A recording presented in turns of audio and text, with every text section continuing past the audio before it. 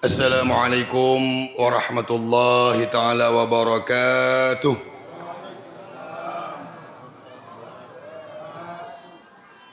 Alhamdulillah, alhamdulillahibil atiyah, wassalatu wassalamu ala khairil bariyah wa ala alihi wa ashabihi dhawin nufusiz zakiyah, amma ba'du. Rabbi syurah li sadri wa yassir li amri wahlul uqdatam min lisani yafqahu qawli. Wa qala Allah ta'ala fil Qur'anil Karim wa huwa asdaqul qailin. A'udzu billahi minasy syaithanir rajim. Bismillahirrahmanirrahim. Wal 'ashr innal insana lafi khusr illa alladhina amanu wa 'amilus solihati wa tawasaw bil haqqi wa tawasaw bis sabr.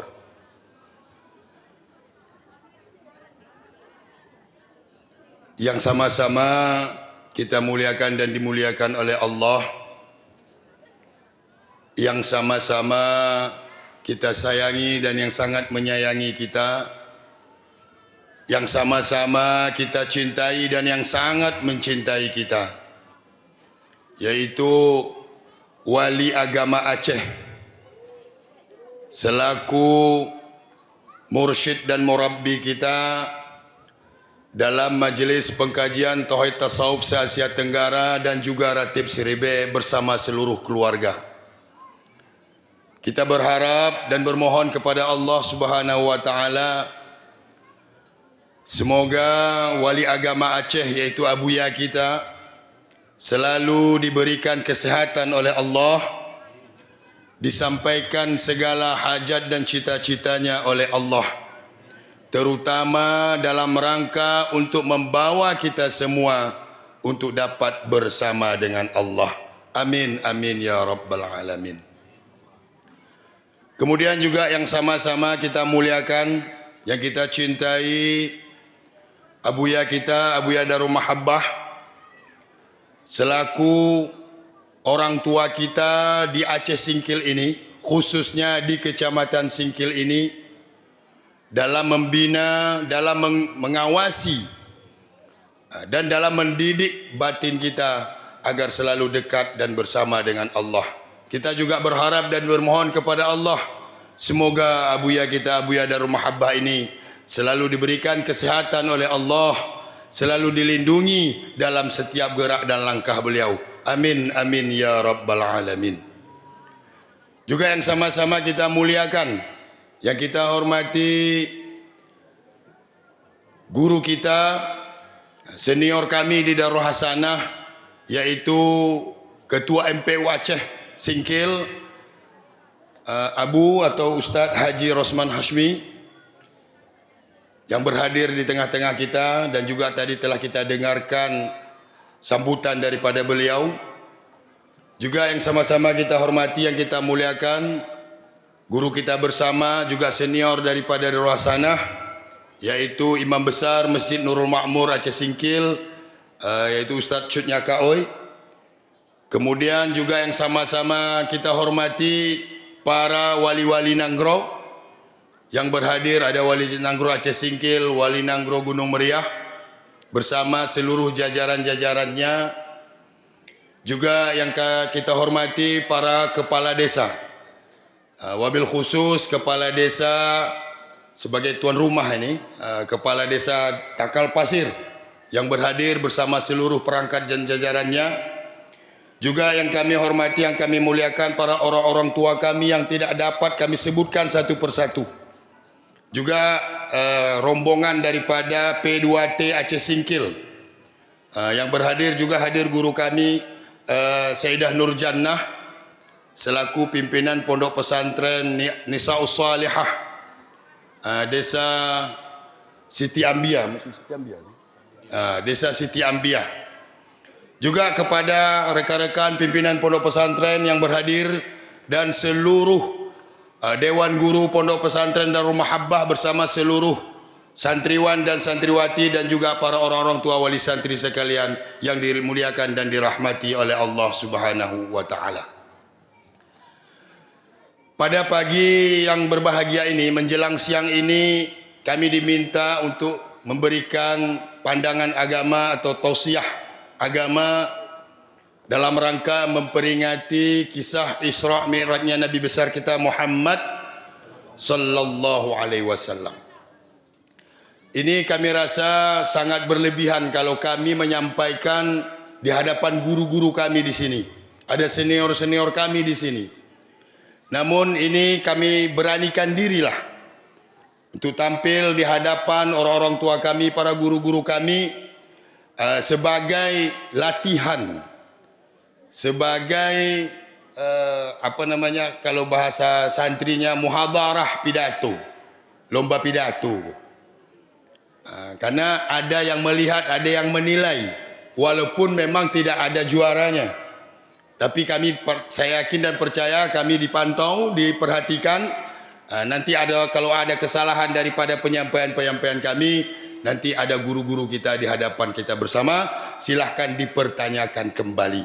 Terutama hadir di sini tadi Ketua MPU Aceh Singkil, ini khusus dalam menangani bidang-bidang yang keagamaan yang bermasalah di tengah masyarakat, khususnya di Kabupaten Aceh Singkil.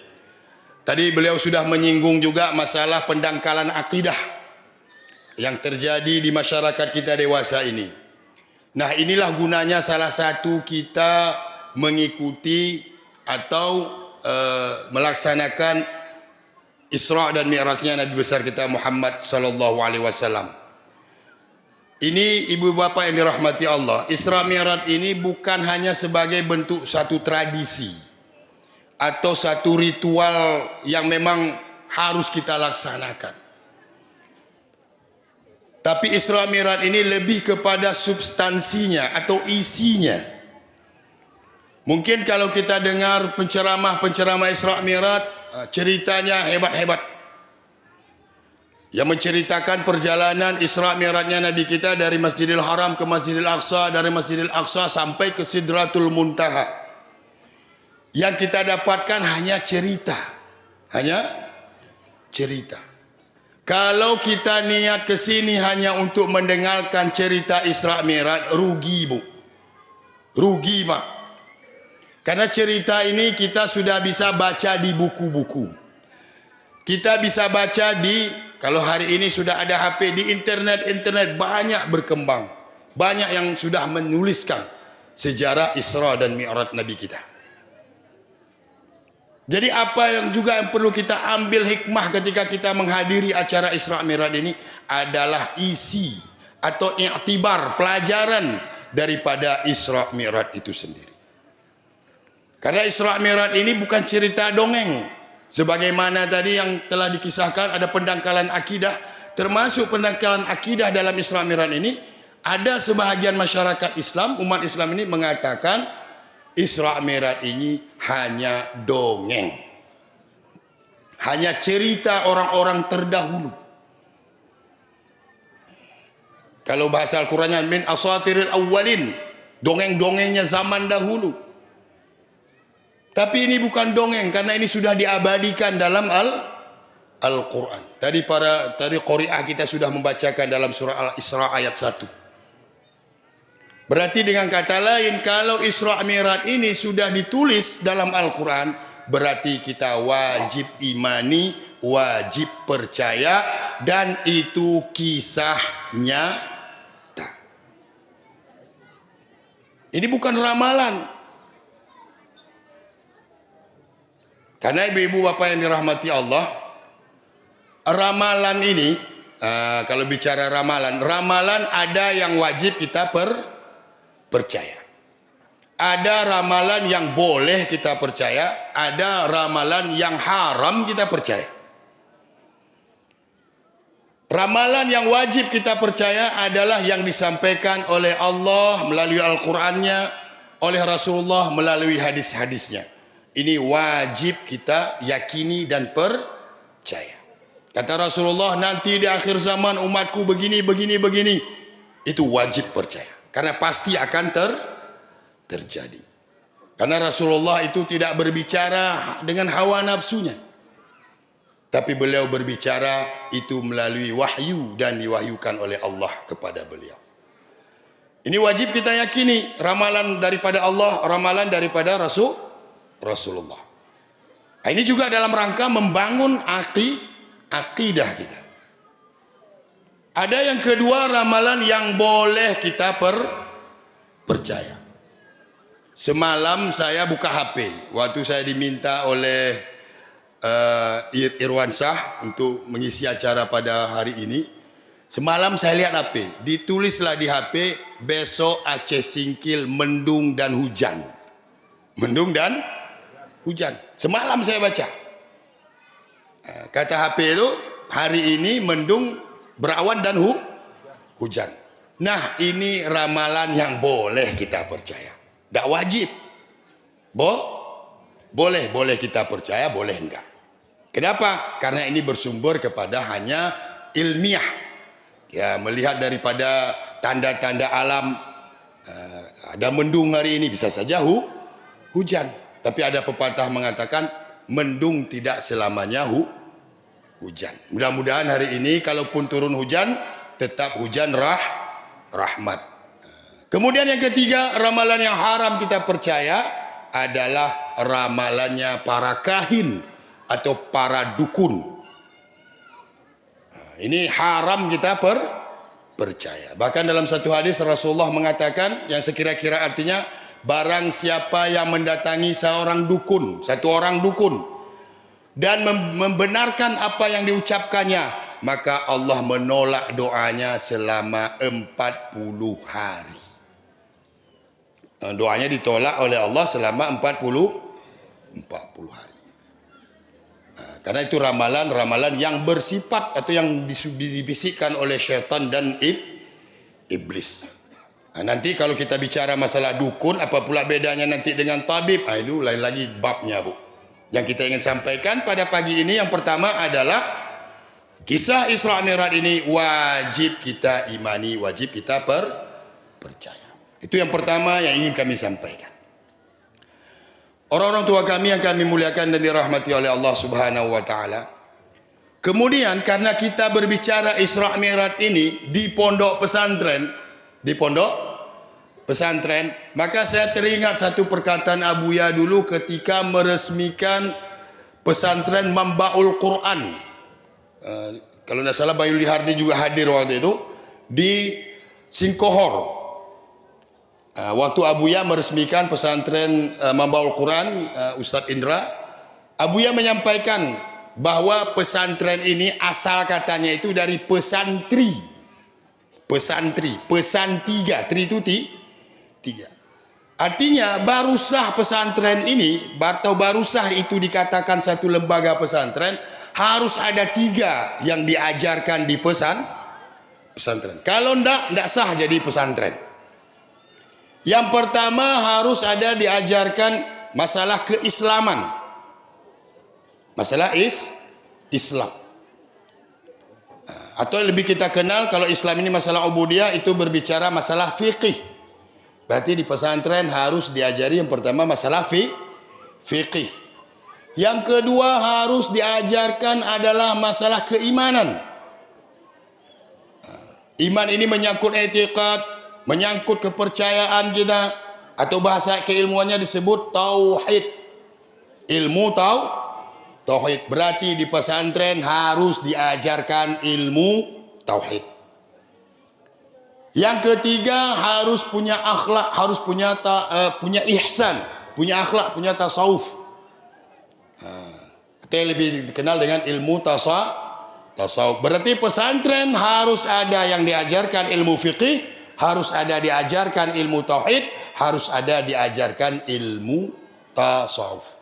Kalau ketiga ini tidak diajarkan, berarti kalau menurut Abuya ini belum dikatakan pesan.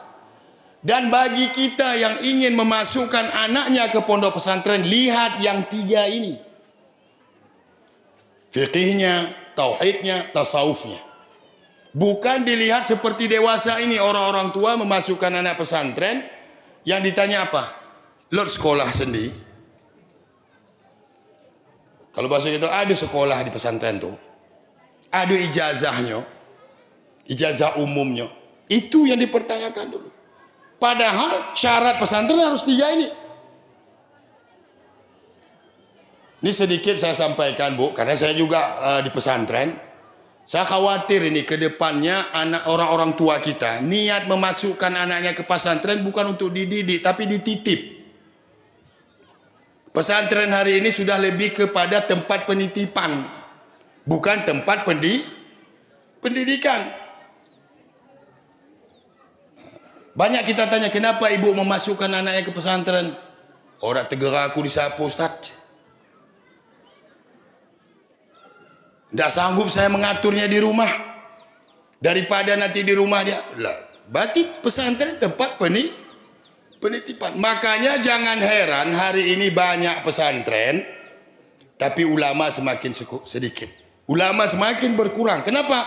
Niat dari awal sudah tidak benar. Niat dari awal sudah salah. Niat ke pesantren untuk dididik, dititipkan. Buktinya kalau itu tempat penitipan, ketika anaknya dimarahi, ketika anaknya diberikan sanksi, itu sudah datang ke pesantren, sudah memarahi pengurus pesan, berarti itu sudah namanya tempat penitipan. Kalau cuma sekedar tempat penitipan, Bu, jangan ke pesantren. Ada satu tempat penitipan yang paling bagus. Dan saya yakin gak akan macam-macam. Kalau di pesantren masih bisa macam-macam. Ada satu tempat penitipan yang paling bagus. Kalau memang kita meniatkan untuk menitip. Kalau kita ke Singkil Utara, ada satu pesantren Darut Ta'dib namanya, Abi Khalidin, pimpinannya. Di sampingnya itu. Di sampingnya itu fasilitas lengkap di situ. Pagarnya tinggi, Bu. Gak bakalan macam-macam. Kalau niat cuma untuk menitipkan, jangan ke pesantren. Jadi disalahkanlah nanti pesantren. Alumni pesantren, kenapa alumni pesantren sekarang begini. Salah kita. Karena anak yang paling nakal, anak yang paling bandel, baru dimasukkan ke pesantren. Bukan yang paling cerdas, bukan yang paling baik. Akhirnya, yang mendidik anak kita nanti selanjutnya siapa? Ini nih. Yang bekas-bekas apa tadi nih? Dengan gayanya pula lah dia mendidik. Karena dulu dia bandel, nakal, dipukul. Akhirnya dia waktu mengajar pun dia balas. Kenapa? Karena dari awal sudah salah. Jadi makanya melalui momen mulia ini kami ingin bukakan pandangan kita sedikit. Niatkan memasukkan anak ke pesantren yang pertama untuk mencari ridha Allah. Yang kedua, niatkan memasukkan anak ke pesantren itu supaya anak kita ini membantu agama Allah. Itu niatkan. Mudah-mudahan syukur-syukur jadi ulama. Membantu agama ini tidak mesti jadi ulama. Tidak mesti jadi ulama. Tapi paling tidak dia sudah di pesantren, ada pondasi yang 3 ini. Fiqihnya bagus, tauhidnya mantap, kemudian tasawufnya baik. Kalau sudah 3 ini, insya Allah, sebagaimana disampaikan dalam makalah tadi, akan datang kedamaian. Jadi ini kata Abuya, kalau ingin buat pesantren harus ada yang 3 itu. Dan kalau kita ingin memasukkan anak kita ke pesantren, itu lihatlah yang 3 ini. Di pesantren itu diajarin tak ilmu fikih, diajarin tak ilmu tauhid, diajarin tak ilmu tasawuf. Kalau tidak ada, jangan masukkan ke situ. Cari yang ada 3. Karena bukan pesantren namanya itu, sekolah namanya. Atau bahasa modernnya boarding school. Apa namanya, Bu? Bisa diulang tuh, boarding school, sekolah asrama. Sekolah yang diasramakan. Jadi pesantren bukan lebih dari itu. Dia bukan hanya ilmu tapi juga batinnya. Bukan hanya zahir saja tapi termasuk batin yang akan dibina di dalam pesantren. Baik, kembali kita kepada Isra Mi'raj.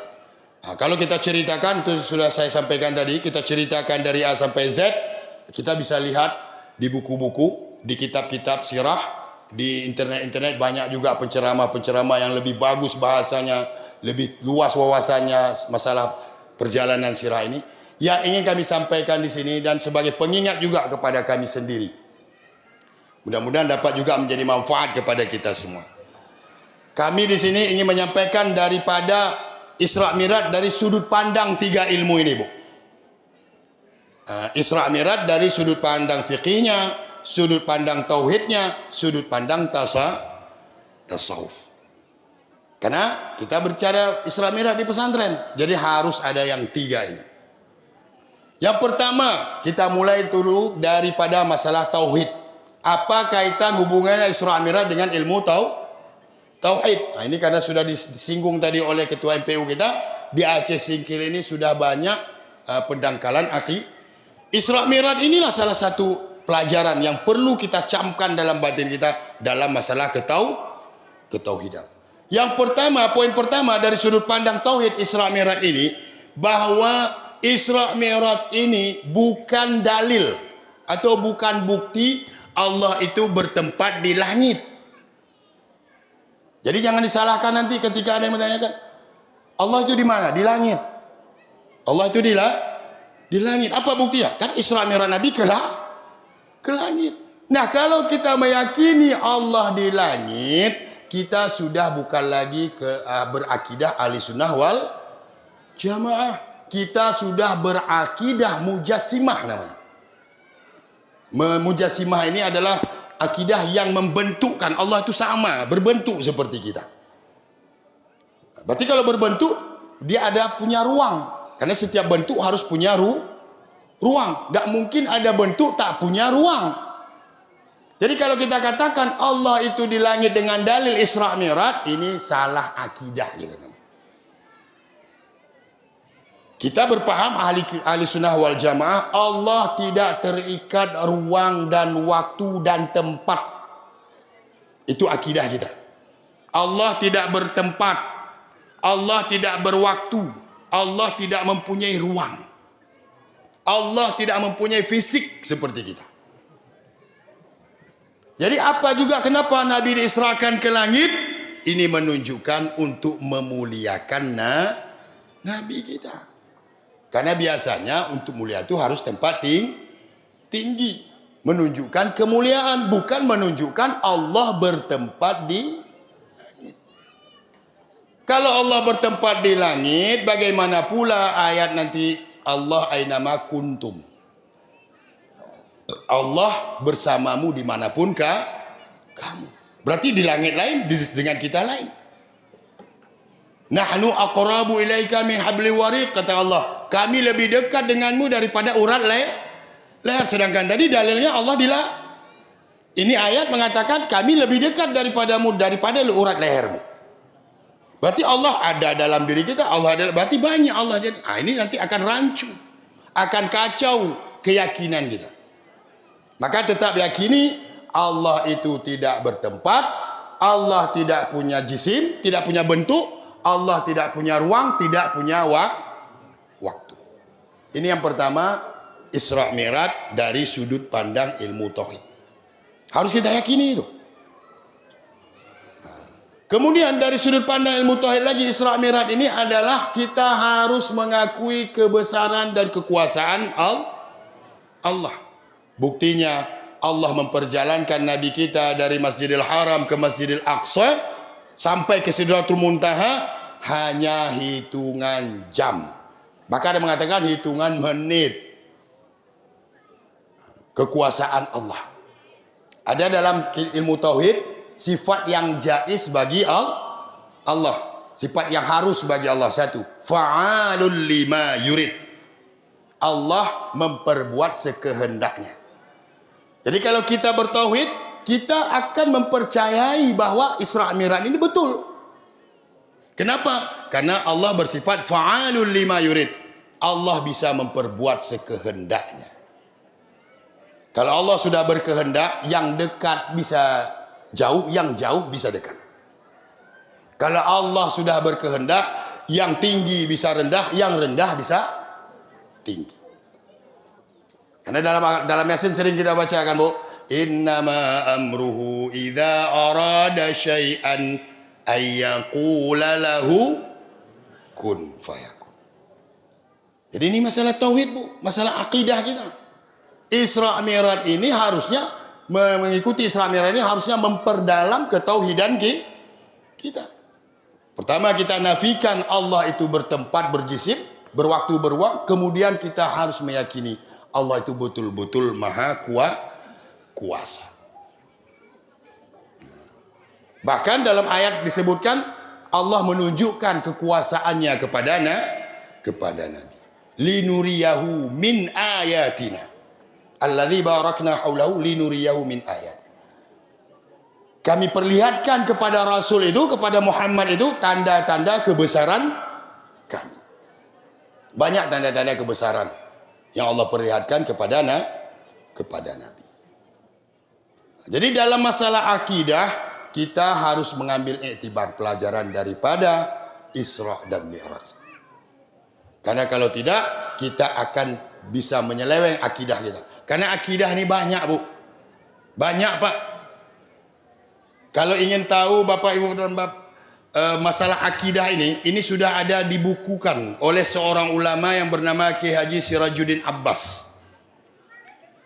Kiai Haji Sirajuddin Abbas menyusun satu buku namanya Ahli Sunnah wal Jamaah. Judul bukunya itu I'tiqad Ahli Sunnah wal Jamaah. Di dalam buku itu ada kurang lebih 73 i'tiqad yang dibahas oleh beliau. Ada Mu'tazilah, ada Qadariyah, ada Mujassimah, ada Jabariyah, macam-macam. Sampai 70 kurang lebih. Nah, di antara itu semua yang paling betul akidahnya adalah Ahli Sunnah wal Jamaah. Contoh kecil i'tiqad Ahli Sunnah wal Jamaah. Ibu minum air enggak? Dikasih air enggak oleh panitia, Bu? Ada air, Bu? Ibu meyakini yang menghilangkan haus air atau Allah? Hah? Ibu dikasih kue? Dikasih kue belum? Gimana panitia ini? Ada diberi kue kan? Kalau ada, ketika kita makan, baik itu kue atau nasi, itu yang mengenyangkan kita nasi atau Allah? Kenapa? Padahal kita makan nasi, kenapa Allah yang mengenyangkan?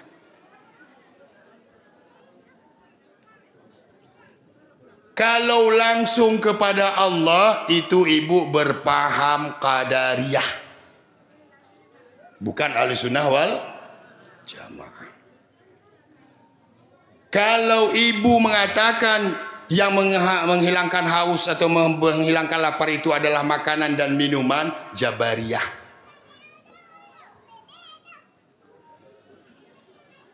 Salah akidah. Yang betul akidah itu dalam kitab, kalau di pesantren ada mengaji namanya kitab Tijad Darari. Kitab Tijad Darari itu menjelaskan i'tiqad Ahli Sunnah yang benar, air memang menghilangkan haus pada zahir. Harus ada begitu syariatnya. Air ini yang menghilangkan haus zahirnya, syariatnya. Hakikatnya tetap yang menghilangkan haus itu adalah Allah. Nasi pada zahirnya itulah yang menghilangkan lapar kita. Tapi pada hakikatnya Allah. Tidak bisa kita cuma bersyariat saja, Bu. Tidak berhakikat. Contoh, kalau benar kita bersyariat, api yang membakar kita, kenapa Nabi Ibrahim tak terbakar? Kalau bersyariat saja nih. Kalau kita yakini kita bersyariat saja, api itu yang membakar. Bagaimana sejarah Nabi Ibrahim? Kenapa Nabi Ibrahim tak terbakar? Oh, kalau pisau itu yang bisa memotong, bagaimana sejarah Nabi Ismail yang tidak mempan ketika dipotong, disembelih oleh ayah beliau? Berarti kita tidak cukup hanya bersyariat dalam ilmu tauhid ini. Juga harus berhakikat. Hakikatnya yang memutuskan tetap Allah. Zahir boleh dengan alat-alat. Jadi itulah pemahaman Ahli Sunnah wal Jamaah. Zahir memang ada bisa menghilangkan, tapi hakikatnya tetap Allah. Ini yang pertama, ini masalah akidah. Memang akidah ini tidak boleh main-main, Bu. Karena akidah ini adalah pondasi dan dasar dalam ibadah kita. Sekhusyuk apapun ibu salat, seberapa sempurna pun melaksanakan rukun dan syarat dalam salat, kalau etikat bermasalah, ini salat tidak ada nilainya. Karena tauhid ini adalah pondasi. Pondasi, kalau tidak ada pondasi ini tidak mungkin berdiri tiang, tidak mungkin berdiri balai. Balai ini berdiri di atas pondasi. Bagus pun balai, kalau pondasinya lemah, pondasinya tidak kuat, akan runtuh, roboh.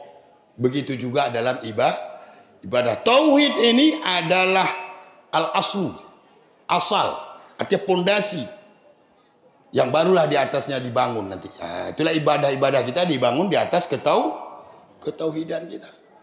Kalau tauhid kita tidak pas, tidak beres, maka ibadah yang lain itu tidak beres dianggap.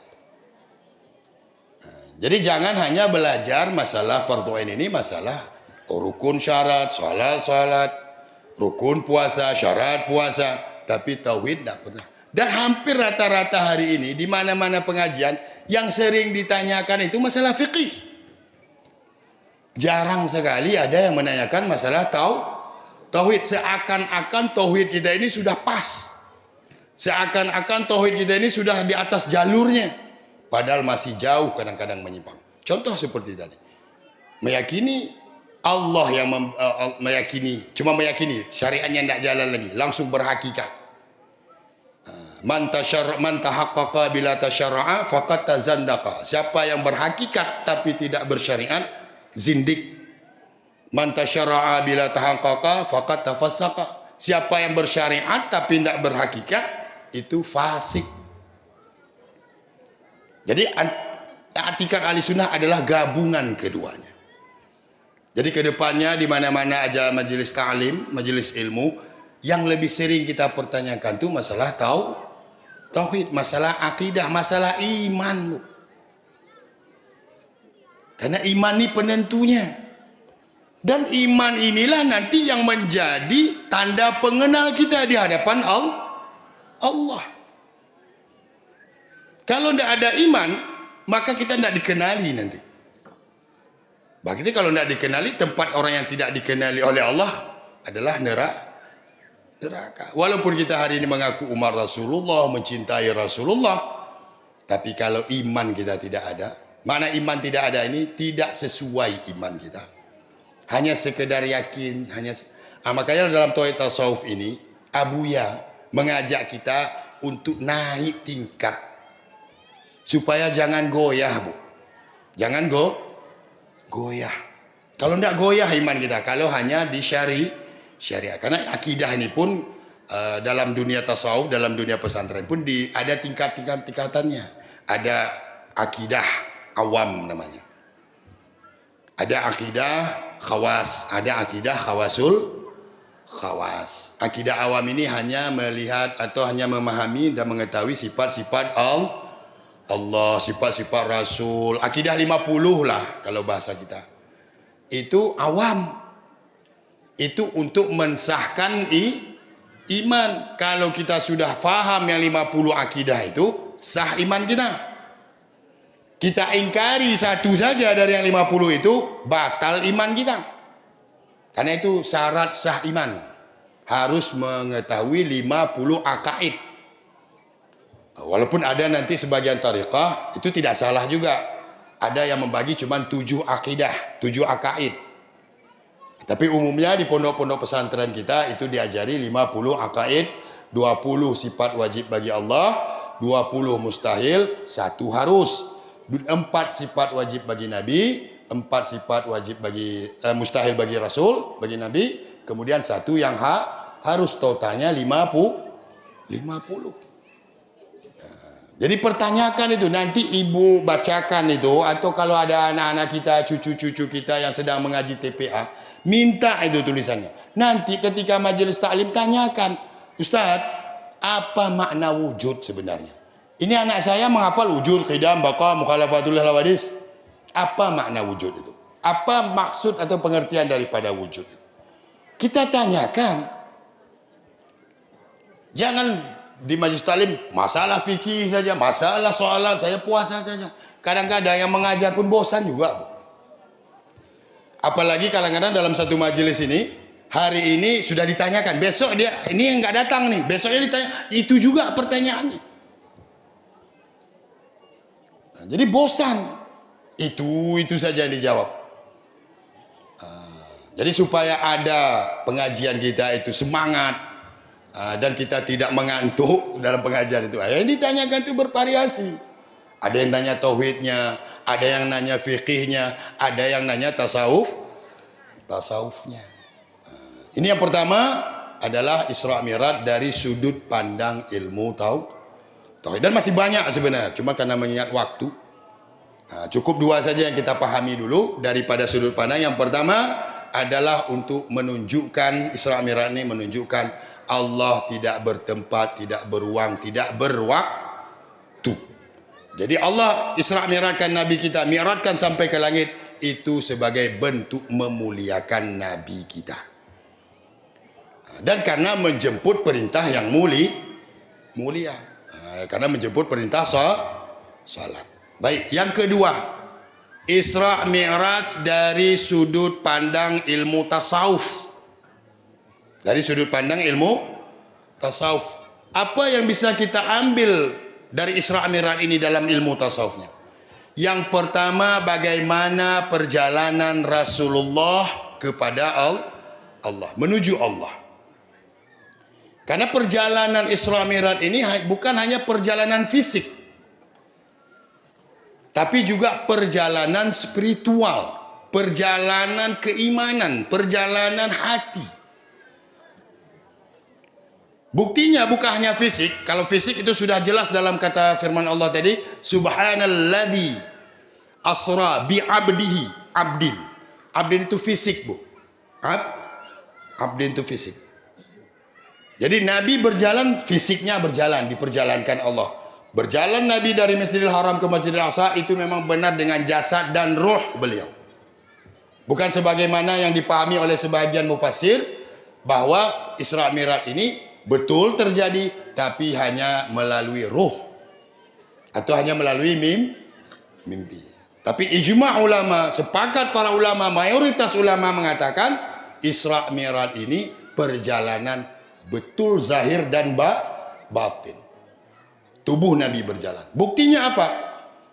Bahwa tubuh Nabi itu yang berjalan. Ada satu hadis yang diriwayatkan oleh Mu'az bin Jabal. Beliau menceritakan sahabat beliau yang lain, yaitu Abdullah bin Mas'ud. Abdullah bin Mas'ud, salah satu sahabat Nabi, itu tugas beliau itu menghadam Nabi. Jadi Nabi di mana-mana majelis beliau, itu Abdullah bin Mas'ud ambil sendal. Kemudian beliau kantongi sendal itu. Kalau kita kan tidak datang abuya, umpama siapa guru kita pindahkan saja cuma. Tuh ambil sendal beliau, kita pindahkan. Tapi kalau Abdullah bin Mas'ud, sandal Nabi itu dimasukkan ke dalam saku jubah beliau. Ditanya oleh para sahabat yang lain, apa tidak terlalu berlebihan itu, wahai Abdullah bin Mas'ud? Sampai sendal Nabi pun kamu masukkan ke dalam. Tidak berlebihan ini. Kenapa? Karena sendal ini telah menginjak arash. Sendal ini telah sampai ke syurga. Sandal ini telah menginjak langit-langit, 7 langit. Berarti itu membuktikan apa? Membuktikan bahwa Nabi betul-betul berjalan sesuai dengan jasad dan ruh. Bukan hanya batin beliau, bukan hanya mimpi. Kalau cuma sekarang tidak ada keluar kalimat daripada Abdullah bin Mas'ud tadi bahwa sendal ini yang dibawa Nabi ketika Isra. Karena dalam mimpi kan tidak mungkin pakai sendal, Bu. Ataupun kalau ada sendal kan bukan sendal itu. Jadi perjalanan ini adalah perjalanan. Nah, makna tasawuf dulu yang perlu kita sampaikan. Tasawuf ini bisa bermakna dua. Bisa bermakna dua. Bisa bermakna tasawuf ini bermakna akhlak.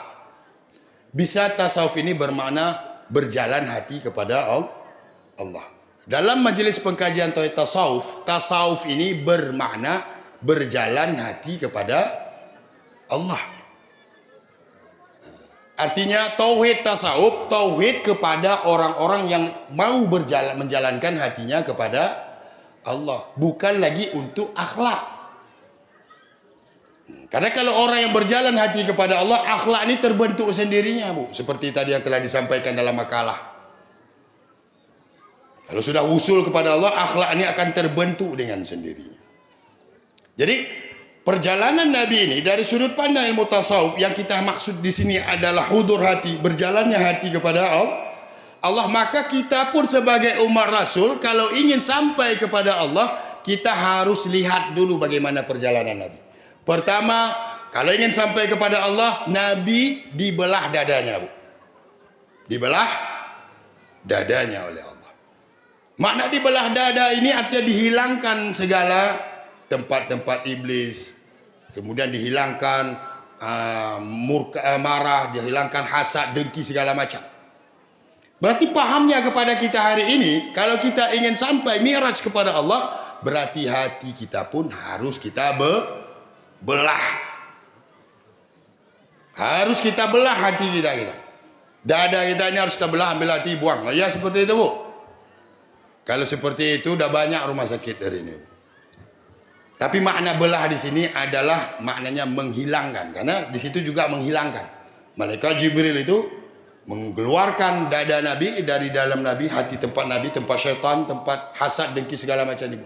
Berarti kalau ingin berjalan kepada Allah juga harus seperti itu. Jangan boleh ada hasad. Kalau mau salat jangan ada hasad. Setelah salat jangan boleh hasad. Tahu hasad? Iri. Jangan sebelum salat ya ada iri, setelah salat tambah iri. Itu berarti salat kita belum sampai namanya. Jadi hilangkan. Itu yang pertama. Berarti ingin kepada Allah itu harus dulu bereskan nafsu kita. Syahwat, hawa nafsu syahwat kita harus kita bereskan dulu. Nah, bagaimana cara membenarkan atau membereskan nafsu syahwat ini?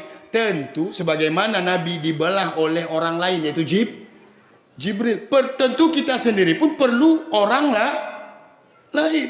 Ini hikmahnya, Bu. Kenapa pakai Jibril itu?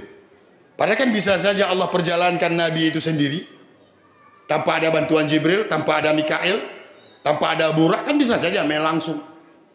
Tapi inilah sebagai iktibar pelajaran kepada kita umat beliau ini, bahwa untuk sampai kepada Allah juga perlu ada pembimbing, ada yang mengawasi kita, ada yang menjaga kita, ada yang menunjuk ajarkan kita, sebagaimana Jibril menunjuk ajar kepada Rasulullah. Jadi jangan kata lain, kalau ingin sampai kepada Allah tak ada guru, nak akan sampai, Bu. Karena guru inilah nanti yang, oh kamu ini penyakit kamu ini, penyakit kamu ini, penyakit kamu ini yang langgan. Nah, Abuya dalam hal ini sebagai pembimbing kita, itulah beliau bagusnya, beliau cerdiknya, beliau jeniusnya beliau. Satu resep saja yang beliau kasih kepada kita. Nah, untuk awal-awal ini satu resep ratib siri B. Itu resep itu. Itu resep untuk bisa melihat dulu, melihat atau kalau bahasa menganalisa, melihat apa-apa penyakit dulu.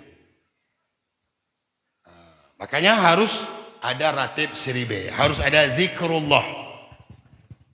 Supaya tenang hati itu. Hati kalau sudah tenang tidak ada timbul lagi penyakit-penyakit yang lain. Ala bi dzikrillahi tatma'innul qulub. Ingatlah hanya dengan mengingat Allah hati akan menjadi tenang. Nah, inilah resep dari Abuya kita. Ratib siri B ini cara menganalisa penyakit dan bisa mengikis sedikit demi sedikit penyakit. Karena kita ingin berjalan kepada Allah. Nabi berjalan kepada Allah, dibelah dadanya dengan perantaraan malaikat Jibril. Berarti Abuya dalam hal ini itu ibarat malaikat Jibril kepada Rasulullah. Guru-guru kita hari ini ibarat Jibril kepada diri kita. Yang membelah, yang menghilangkan penyakit-penyakit dalam. Kemudian Nabi Isra itu melalui 7 lapis langit. Mi'raj itu melalui 7 lapis langit. Ini saya potong-potong saya, Bu. Kalau dibahas panjang sekali. Ini yang penting-penting saya, poin-poin penting. Melewati 7 tahapan langit, 7 langit. Jadi apa makna kepada kita? Harus sampai kepada Allah, inilah 7 nafsu syahwat kita. 7 nafsu kita. Kita ada nafsunya nafsu amarah, ada nafsu lawamah, ada nafsul mulhamah, ada nafsul mutmainnah, ada nafsu radiyah, ada nafsul mardiyah, ada nafsu kamilah. Berarti ingin sampai kepada Allah juga harus kita lewati tahapan nafsu ini. Nah, kalau untuk mengetahui bagaimana kita di mana sekarang, apakah di nafsu amarah, apakah di nafsu lawamah atau di nafsu amarah, datanglah ke posko-posko terdekat. Datanglah ke wali-wali Nangro terdekat. Karena beliau bisa nanti menjelaskan nafsu-nafsu itu semua. Karena kalau tidak melewati itu tidak sampai kepada Allah. Kemudian lagi Bu, ketika sampai ke Sidratul Muntaha, itu Jibril mengajak mau naik ke yang Raf-Raf, mau bertemu langsung dengan Allah. Ketika Nabi mengajak Jibril, ayo masuk Jibril, ayo dampingi saya. Kata Jibril apa? Saya sampai di sini. Saya tidak bisa masuk. Kalau saya masuk, saya akan terbakar, saya akan hangus. Nah, ini juga pelajaran kepada kita. Nah, dalam segi pandang dunia tasawuf ini, bahwa ketika kita sudah belajar ini semua dari guru-guru kita tadi, diajari kita cara melihat penyakit-penyakit batin kita, kemudian diajari kita cara melewati nafsu-nafsu kita tadi, ketika usul kepada Allah, sampai kepada Allah, tetap diri kita, bukan guru. Jadi jangan ada anggapan sekarang hari ini, untuk apa kalau berguru itu? Untuk apa harus berguru? Sekarang sudah ada buku-buku kok, sudah ada catatan-catatan, tinggal belajar sendiri.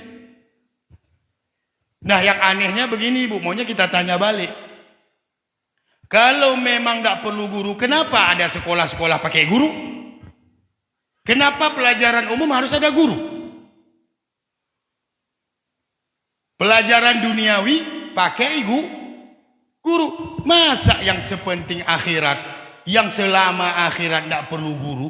Kan logika terbalik ini. Harusnya kita di dunia ini sementara, tidak lama. Kalaupun menjalani hidup asal-asalan pun tidak masalah. Tidak ada guru pun tidak masalah, karena sebentar. Yang lama itu di akhirat. Nah, di akhirat ini sudah banyak mengatakan tidak perlu berguru. Untuk apa bertarikat?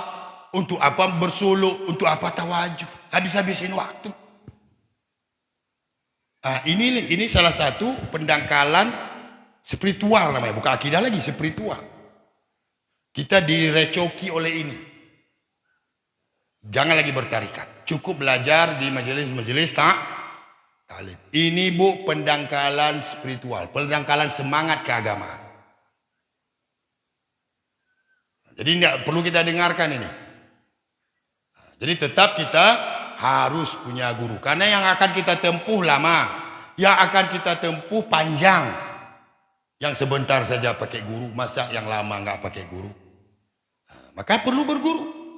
Maka disinilah hadir salah satu guru kita, Abuya, menjelaskan kepada kita cara Isra dan Mi'raj. Jadi kalau ada bertanya, apakah harus kepada Abuya? Nah, ini pula ada yang bertanya tuh, mengapa Ustaz harus ke Abuya? Tidak ada yang lain. Tidak ada yang lain. Bukan tak ada yang lain, banyak yang ada yang lain. Tapi kalau ingin memilih guru itu harus lihat 4 Bu. Memilih mursyid, memilih guru, memilih murabbi itu harus 4 dilihat. Kalau ada yang 4 ini, silakan, tidak mesti kepada Abuya. Apa yang 4 itu? Pertama, syariatnya. Syariatnya jelas, baik jelas ilmunya, jelas pengamalannya. Jangan jelas ilmunya, jelas dia belajar mondok, bersanad ilmunya sampai kepada Rasulullah masalah syariat, tapi dia tidak pernah amalkan, sudah nggak salat lagi. Padahal dia belajar masalah salat, tapi sudah nggak salat lagi. Itu berarti ilmunya benar, pengamalan tidak benar dalam syariatnya. Kemudian tarikatnya pun dilihat juga. Hudur enggak, karena makna tarekat ini berjalan hati kepada Berjalan tidak tersangkut tidak hatinya kepada Allah. Bukti tersangkut kepada Allah, Bu. Dia di mana-mana bicara, itu masalah itu hanya masalah Allah. Itu tanda hatinya tersangkut kepada Allah. Yang dibicarakan hanya Allah. Kalaupun masalah pekerjaan dunia, tetap nanti kembali kepada Allah. Yang keluar dari mulut-mulutnya itu adalah kalam-kalam hikmah, kalam-kalam mutiara, yang akan menjadi pedoman kita dalam menjalani dunia dan akhirat ini. Itu yang kedua, harus lihat pengamalan tarikatnya. Kemudian juga ma'rifatnya, hakikatnya. Beliau berhakikat enggak? Jangan berhakikat hanya di mulut. Ceramah hakikat enggak tanggung tinggi, tapi beliau sendiri enggak berhakikat. Abu ya, Bu. Bukti beliau itu berhakikat, maksudnya tidak lagi memandang kepada selain hakikat itu. Anak Abu ya, kita mungkin ketahui bersama ketua MPTTI Nusantara, yaitu Abi Sahal Tastari Wali, anak beliau. Itu dulu Abi Sahal itu adalah anak kuliah S1, S2, kemudian kerja di bank BNI waktu itu. Sudah mempunyai pemasukan yang besar. Bahkan sudah bisa beli rumah, beli mobil. Dengan kerja di bank tadi. Ini terlepas dulu dari masalah kontroversi, masalah bekerja di bank dulu nih. Abuya pernah mengatakan sekali, itu kebetulan saya pernah dulu bersama dengan Abi Sahal di kosnya dulu, di Banda Aceh. Datang Abuya. Jadi Abuya menyuruh berhenti saja kerja di bank. Kira-kira, Bu, kalau kita lah di posisi Abuya, anak kita sudah berpenghasilan besar, sudah punya rumah, sudah punya mobil. Ini terlepas dulu dari kerja banknya ya. Umpama begitulah halal kita katakan. Sudah ada pemasukan yang halal, dapat rumah, dapat mobil, bisa beli kebun. Kira-kira kalau kita orang tua, kita suruh lanjut atau berhenti, Bu? Kita suruh lanjut atau berhenti? Hah? Pasti lanjut.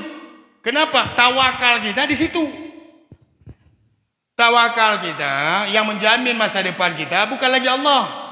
Tawakal kita hari ini yang menjamin ke masa depan kita kebun sawit 2 hektar, anak P3K, anak ASN, anak masuk TNI, masuk Polri.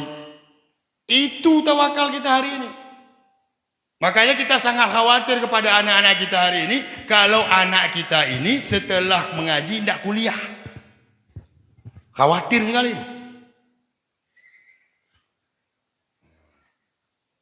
Tapi Abuya tidak berhenti kan. Ikut saya. Padahal kalau ikut Abuya itu tidak seberapa lagi itu. Karena orang pun kalau nyalamin kan kepada Abuya, bukan kepada Abi Sahal. Tapi disuruh. Ini bukti beliau berhakikat.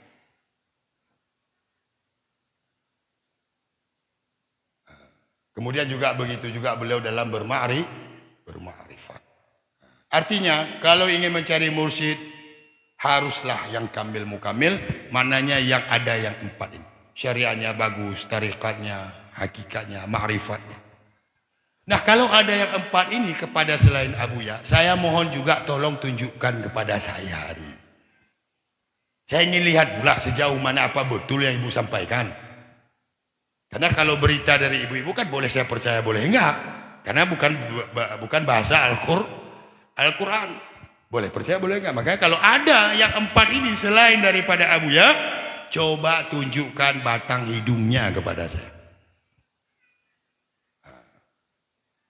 Makanya bukan berarti harus satu-satunya kepada Abuya. Tapi hari ini, bahkan dulu Abu Mahabbah sendiri pernah menyampaikan, ini Abuya ini, kalau tidaklah berlebihan, saya teringat pernah kami suluk sekali di Pauh sama. Beliau menyampaikan kepada di hadapan majelis ini. Kalau tidaklah berlebihan, Abuya ini adalah wali kutub, kata Abuya. Kata Abu Mahabbah ini. Wali kutub. Tahu Bu kutub? Kutub itu poros. Kutub itu tujuan utama. Ibarat kalau dalam pemerintah kutub hari ini kita di daerah bupati. Bupatinya lah. Jadi wali kutub itu walinya, bupatinya para wali. Atau presidennya para wali. Itu kalau tidak berlebihan, kata Abu Mahabbah. Dibalas oleh Abuya waktu itu. Saya teringat sekali itu. Waktu zuhur itu, salat zuhur, siap salat zuhur. Apa kata Abuya? Iku Abu Mahabbah dikecekkannya awak wali, padahal inyo yang wali. Dikecekkan Abu Mahabbah awak pula wali, kecek Abuya. Padahal inyo wali. Apa buktinya wali? Inyo sebalik pesantrennya, Abuya baru sebuah. Mana yang wali itu, kecek Abuya.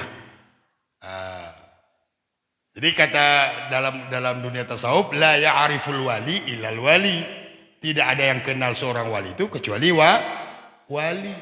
Ambo wali bu, maka kamu kenal juga dengan wali.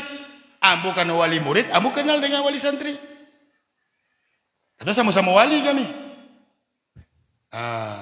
Wali kota juga begitu, kenal dengan wali kota yang lain. Jadi la ya'riful wali illal wali. Jadi kembali, inilah dalam perjalanan Isra Mi'raj. Jadi bukan hanya sekedar kita mendengar ceramah atau mendengar sejarah Nabi berjalan. Nabi diperjalankan dari sini. Tapi apa isi yang bisa kita bawa? Apa yang isi bisa kita amalkan? Karena segala perbuatan Nabi adalah menjadi tasyri', menjadi syariat bagi kita. Jadi kalau selama ini kita hanya mengikuti selama Isra Mi'raj, hanya mendengar-dengar, inilah jadinya kita ini. Ke majelis ilmu malas, ibadah malas, bersosial tidak bagus, bergaul tidak baik. Kenapa? Karena mendengar ceramah hanya sampai di kepala saja, tidak pernah dimasukkan ke dalam hati. Dan masih banyak sebenarnya kalau kita bahas Isra Mi'raj ini dari sudut pandang ilmu tasawuf. Baru yang terakhir Isra Mi'raj daripada sudut pandang ilmu fikih. Ilmu fikih. Di awal tadi sudah saya sampaikan bahwa cerita Isra Mi'raj ini ada dalam Al-Quran. Mengimani Al-Quran wajib hukumnya. Berarti hukum yang pertama yang kita dapatkan dari Isra Mi'raj, wajib mempercayai Isra Mi'raj. Apa hukum wajib itu? Ma yusabu ala fi'lihi wa yu'aqabu ala tirkihi. Sesuatu yang diberikan pahala kalau mengerjakannya dan berdosa kalau kita tinggalkan. Seperti fardu. Mempercayai, mengimani Isra Mi'raj fardu ain. Kalau enggak bisa jadi murtad. Dalam hukum fikih murtad itu. Bisa murtad. Atau meyakini, kalau meyakini Nabi Isra Mi'raj roh atau jasad saja, ini masih ada khilaf ulama. Ada yang mengatakan sampai murtad, ada yang mengatakan tidak murtad. Tapi kalau meyakini Isra Mi'raj tak pernah ada, ini murtad. Murtad. Karena mengingkari Al-Quran. Karena Al-Quran banyak yang kita harus imani semua. Kita wajib yakini semua. Jangan setengah. Kata Allah dalam Al-Quran, amantum bi ba'din aw kafartum? Apakah kamu hanya beriman sebahagian dan kamu ingkari sebahagian? Kita tidak ingin masuk dalam ayat itu. Banyak hari ini dalam pelaksanaannya kita mengimani Al-Quran semuanya, tapi dalam kenyataannya kita ingkari sebahagian. Kalau ditanya, kamu percaya enggak Al-Quran ini wahyu Allah? Percaya. Kamu percaya enggak Al-Quran ini adalah perintah dari Allah? Percaya. Tapi dalam perintah itu sendiri, kita ada yang percaya, ada yang kita ingkari. Contoh, ini contoh kaum bapak, kaum ibu dulu. Ada ndak ibu lihat ada seorang muslimah, dia salat tidak pernah tinggal tapi buka aurat? Ada ndak? Mungkin daerah kita ini ya karena sudah syariat Islam, maka rata-rata kita lihat menutup aurat. Tapi di tempat lain dia muslim, Bu. Dia muslimah. Salat tidak pernah tinggal. Buktinya apa? Saya pernah ketemu di satu masjid, keluar dia buka telekung, baju pendek, Bu. Pakai celana ketat, baju pendek. Berarti kan dia yang mengimani, dia imani perintah Salat. Yang dia ingkari perintah menutup aurat. Ini tidak sempurna nih dalam ilmu fikih. Begitu juga kalau bapak-bapak, itu ibu-ibu contoh saja, tidak usah banyak-banyak. Kalau bapak-bapak, kaum laki-laki, ada tidak anak kita yang rajin salat, Pak? Yang rajin ya, di 5 waktu dia penuhi. Tapi ketika jogging sore hari, dia pakai celana pendek, Pak. Ada enggak? Nampak lutut. Kira-kira apakah aurat ini cuma berlaku kepada kaum perempuan saja? Tidak berlaku kepada kaum laki-laki? Tentu tidak. Karena walaupun berbeda masalah aurat, batas auratnya, tapi kewajiban menutupnya sama. Maka dari itu, ada kita yang sekarang hari ini sudah rajin sholat, sudah bagus, kita acungi jempol. Tapi perlu tugas kita satu lagi, perhatikan auratnya, karena itu wajib. Jangan sampai dia mengimani sebagian ayat dan mengingkari sebagian ayat. Dan kita kalau nampak anak kita bercelana pendek, buka aurat, apalagi jogging, hari ini kan banyak yang mau masuk tentara, masuk polisi, jogging sore hari, lari sore. Itu celana ketat, sudahlah ketat di atas lutut pula. Itu lari, itu sanggup dia. Dia sebarkan auratnya, dia tunjukkan auratnya kepada orang. Jadi dalam hal ini pun MPU pun guru kami harus juga bertindak ini. Karena di Banda Aceh itu sudah ada edaran dari MPU pusat kan, bahwa melarang jogging menggunakan celana pendek. Arti pendek di sini yang membuka aurat.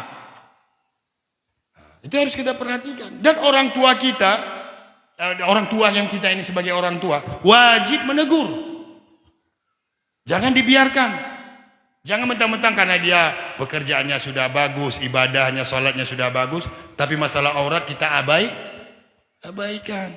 Perintah salat yang utama memang ada diperintahkan Rasul. Kepada kewajiban-kewajiban yang lain itu kias namanya. Disuruh yang paling besar. Kewajiban yang paling besar yaitu salat. Muru sabiyukum bis salah idza balagha sab'a sinin. Perintahlah anak-anakmu untuk salat ketika berumur 7 tahun. Fadribu 'alaiha idza balagha sab'a sinin. 10 sinin. Maka pukul kalau dia meninggalkan salat ketika sampai 10. Perintah hanya kepada salat. Salat itu wajib, kepada yang lain itu kias namanya. Dibandingkan hukumnya. Berarti melihat anak kita terbuka aurat, wajib perintahkan tutup aurat. Perintahkan ketika umur 7 tahun. Ketika umur 10 tahun pukul sedikit. Jangan sampai melukai. Karena pukul di sini itu ghairu mubarrih, yang tidak melukai. Kalau sudah akil balik bukan pukul lagi, Bu, dongkak. Bapak-bapak dongkak, tunjang, 10 tahun pukul sedikit. Kalau sudah kebalik, kalau masih buka-buka aurat, maka dongkak. Kalau 60 tahun buka aurat, sipak ngarangan tahu. Kalau nak mampan lagi itu dengan kecil. Jadi kembali kita. Isra Mi'raj dari sudut pandang ilmu fikih, yang pertama adalah wajib meyakini Isra dan Mi'raj. Yang kedua, karena dalam Isra Mi'raj ini menjemput salat, berarti yang kedua hukumnya adalah wajib mengimani perintah salat dan wajib melakukan salat. Bukan hanya mengimani, kini hari ini banyak yang mengimani, cuman dia iman bahwa salat itu datang dari Allah. Salat itu perintah Allah, tapi tidak dikerjakan. Ini munafik namanya, munafik. Itu imannya munafik, itu belum iman yang kamil. Jadi iman yang kamil yang mampu melaksanakan salat yang baik. Jadi harus kamilkan dulu iman, sempurnakan iman. Dengan apa kita sempurnakan iman? Yaitu tadi, dengan cara memahami atau mendalami ajaran kesufian, tauhid, tasawuf. Karena tauhid masalah iman tadi, tasawuf masalah berjalan hati kepada Allah. Nah, karena ini mau bulan puasa, Bu. Nah, mau bulan puasa dan juga dalam judul tadi adalah menyambut bulan suci Ramadan. Ingin kami pesankan kepada kita semua, orang-orang tua kami, ini bukan mengajari tapi mengingatkan. Karena kalau kita ingin menyambut seorang tamu, kita harus bersiap-siap. Harus siap-siap. Ini tamu besar akan datang. Hitungan hari lagi nih. Insya Allah kalau tidak ada meleset tanggal 18. Tanggal 18 bulan ini, dan tergantung nanti hasil sidang isbat. Kalau dalam kalender kita lihat tanggal 18 Februari itu awal 1 berarti hanya hitungan beberapa hari lagi. Tamu akan datang. Jadi sebagaimana seorang tamu yang akan datang ke rumah kita, maka bagi tuan rumah wajib bersiap-siap menyambutnya. Pertama, persiapkan diri kita. Kalau kita sebagai seorang penerima tamu, yang perlu kita siapkan apa? Rumah kita. Rumah kita. Artinya rumah kita itu harus bersih, harus aman dan nyaman. Kalau enggak, maka tamu enggak betah. Yang kedua yang harus kita persiapkan adalah diri kita. Yaitu orang yang menyambut tamu. Kita pun harus berpakaian yang baik, yang sopan. Kemudian ucapan tutur kata kita pun harus kita jaga. Kan begitu cara menyambut tamu, Bu, ya? Nah, begitu juga ketika menyambut bulan suci Ramadan. Kenapa harus kita persiapkan? Karena tamu ini lebih besar, lebih agung, lebih mulia. Dan mungkin cuman sekali itu dia datang. Tahun depan mungkin kita nggak ketemu lagi. Maka harus betul-betul kita persiapkan. Nah, rumah tadi diibaratkan dengan ilmu. Ilmu. Jadi kalau mau menyambut bulan suci Ramadan, artinya harus dalami ilmu tentang puasa Ramadan. Karena ini menyangkut kewajiban. Jadi mulai hari ini nanti datangi guru-guru kita, datangi majelis-majelis, pertanyakanlah masalah tentang puasa. Yang syarat rukunnya, yang membatalkannya. Karena kadang-kadang banyak kita tidak sadar melakukan yang membatalkan puasa. Ibu, baru kesalahan dalam fikih. Nah, ini perlu digarisbawahi. Kesalahan dalam fikih yang itu dimaafkan kalau kesalahan itu disebabkan 2 faktor. Contoh dalam salat, dalam puasa, dalam amalan-amalan wajib, baru kita dimaafkan karena ada 2 faktor. Kalau tidak ada 2 faktor ini, kita wajib ganti itu amaliyah itu. Kalau kita melakukan hal yang kesalahan di situ. Yang pertama, qaruba minal Islam. Dia baru masuk Islam. Nah, kalau dia baru masuk Islam, salatnya asal-asalan, puasanya asal-asalan, dimaafkan, tidak wajib qadha. Tidak wajib qadha. Kenapa? Karena baru masuk Islam. Yang kedua, syarat baru kesalahan dalam ibadah itu dimaafkan. Yang kedua adalah ba'uda minal ulama. Jauh dari tempat-tempat ulama, tempat-tempat pendidikan agama. Kira-kira Darul Mahabbah ini tahun berdiri 2008 wali ya? 2009 ya? 2009. Andai kata nih ada orang takal pasir yang salatnya di atas 2009 menggaruk, dia tidak tahu itu membatalkan salat, menggaruk 3 kali, dia baru tahu di 2025 atau 2026 dia wajib qadha salatnya. Kenapa wajib qadha? Karena tidak jauh dari ulama, bukan mu'allaf, bukan baru masuk Islam. Kita dengar ini kira-kira bagaimana, Bu? Banyak yang perlu diqadha, Bu, ya. Kalau 2000 sejak ini kita contohkan di sini, 2009 ada masyarakat takal pasir yang ibadah puasanya yang dia memasukkan korek kuping ke dalam telinga, dia meyakini itu tidak membatalkan puasa, dia puasa, wajib qadha. Wajib qadha. Kalau ada masyarakat takal pasir Yang ketika puasa, ini ketika puasa dia gosok gigi. Gosok gigi. Sudah kumur-kumur, ternyata berdarah.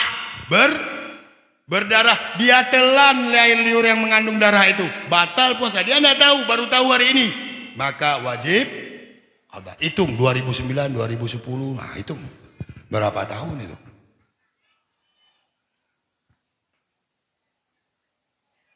Wajib qada. Kenapa? Tidak ada dua faktor tadi, tidak ada dua alasan, tidak ada jauh dari ulama dan bukan baru masuk Islam. Makanya penting bu ilmu nih. Makanya kata Rasulullah, talabul ilmi faridatun, muslim wajib. Bukan disuruh-suruh saja, tapi memang langsung ditekankan oleh Rasul, wajib. Nah, jadi kalau dari 2009 ada masyarakat Takal Pasir yang belum tahu tentang hukum salat yang sebenarnya, hukum puasa yang sebenarnya, kalau masih wajib qada. Nah, masalah qada lagi. Kalau seseorang yang meninggalkan puasa Ramadan tahun lalu 2020 hari ini belum dia qada, masuk puasa 2026 sampai lewat puasa belum dia qada yang 2025, dia wajib qada satu hari, wajib fidyah. Wajib fidyah. 2027 dia belum qada juga yang 2020 qadanya tetap sehari, fidyahnya double, naik 2. Hitunglah bu, dari 2009 sampai hari ini berapa lama kita tinggalkan puasa yang kita pikir cukup dengan mengqadha. Nah, ada ibu-ibu yang hamil yang menyusui. Ibu hamil yang menyusu, dia tidak puasa. Kalau dia takut kepada dirinya saja, dia cuma wajib qadha. Tapi kalau dia takut kepada anaknya, dia wajib qadha, wajib fidyah. Wajib qadha, wajib fidyah. Karena dia takuti anaknya, padahal anak itu sudah dijamin oleh Allah. Masa dalam perut, dalam rahim saja bisa Allah beri makan, masa sudah di luar nggak bisa Allah beri makan? Makanya ada sanksinya. Nah, maka ini perlu kita perhatikan. Makanya sebenarnya yang datang ke Mahabbah ini bukan anak santri. Kita ini yang masih banyak. Orang ini baru balik nih, baru belajar. Masih dihitung qarubah minal Islam. Baru masuk Islam dianggap ini. Kenapa? Karena baru belajar, baru seakil balik. Nah, itu nanti kan seperti yang disampaikan Ketua MPU tadi. Ada mu'allab dalam Islam ini. Mungkin inilah maksudnya tadi. Jadi sebenarnya yang datang ke Pondok Pesantren Mahabbah ini bukan hanya kita sebenarnya utamakan kita dulu. Di mana di sini ada sore Rabu ya, siang Rabu ya. Siang hari Rabu ada pengajian, datang. Jangan ibu-ibu saja yang datang, bapak-bapak anteng saja. Ini bapak-bapak cuma ngantar di gerbang. Ya Bu ya. Banyak bapak-bapak kan yang ngantar di gerbang. Yang sampai ke sini ibu-ibu, padahal paling besar nanti yang dipertanggungjawabkan adalah bapak-bapak. Yang paling besar tanggung jawab nanti bapak-bapak. Ibu-ibu sudah habis Pak. Dia sudah beres-beres rumah, sudah layani suami, sudah urus anak, sudah berat dia di dunia ini Pak. Tidak ada tanggungan lagi di akhirat. Kita Pak memang santai, kita ngopi warung sana, warung sini, walaupun dia PNS kadang-kadang lebih banyak pula di kantinnya daripada di kantornya. Itu pulang ke rumah seakan-akan paling capek di dunia. Memang di dunia kita aman Pak. Di akhirat kullukum ra'in. Setiap kamu adalah pemimpin. Wa kullukum mas'ulun an ra'ayati. Dan setiap kamu akan ditanya nanti tentang kepemimpinan. Suami akan dipertanyakan tentang istrinya. Suami akan dipertanyakan, ayah akan dipertanyakan tentang anaknya. Ibu-ibu aman. Selama ibu lakukan kewajiban, ibu-ibu ini mudah masuk surga nih. Selama ibu-ibu patuh kepada suami, taat kepada Allah, itu surga masuk dari pintu mana saja. Kalau ibu-ibu tidak melakukan ibadah. Itu dosa pasti ada, Bu. Tapi ibu-ibu bisa beralasan nanti, saya tidak pernah disuruh suami saya. Salahkan saya suami, Bu. Salahkan suami. Jadi ibu-ibu nih menyalahkan laki-laki bukan hanya di dunia, di akhirat lebih lagi, Bu. Bisa nanti ibu salahkan. Nah, ini bapak-bapak ini memang tempat salah nih. Itu pertanggungjawaban di hadapan Allah. Jadi kami harapkan melalui momen yang mulia ini, melalui kisah Isra dan Mi'raj ini, dan melalui momen yang akan menyambut bulan suci Ramadan ini, kami mengajak kepada kita semua, yang pertama sekali tadi untuk mempersiapkan bekal kita untuk bertemu dengan bulan suci Ramadan, yaitu dengan mengaji kembali, memperdalam kembali tentang masalah puasa Ramadan. Juga di samping itu adalah masalah salat, karena Isra Mi'raj adalah menjemput salat. Jadi kenapa tidak saya bahas salat lagi, mungkin sudah keseringan dibahas salat di majelis-majelis yang lain. Jadi ini puasa kita akan datang, maka jangan sampai seperti yang telah kami sebutkan tadi, di 2026 masih puasa kita seperti tahun-tahun sebelumnya. Masih banyak salah. Kalau baru tahu hari ini, nanti ibu-ibu, bapak-bapak ketika belajar baru tahu itu wajib qadha, Bu. Wajib qadha. Qadhanya ya semampu kita, jangan juga nanti habis waktu pula mengqadha. Bapak salat qadha, terus tidak ada lagi sosialnya, tidak ada lagi ke kebunnya, tidak ada lagi cari nafkahnya, itu salah juga, Pak. Nah, jadi ada waktu-waktunya. Nah, jadi mudah-mudahan apa yang kami sampaikan ini bermanfaat kepada kami pribadi pada khususnya dan kepada kita semua pada umumnya. Terima kasih atas segala perhatiannya, mohon maaf atas segala kekurangannya.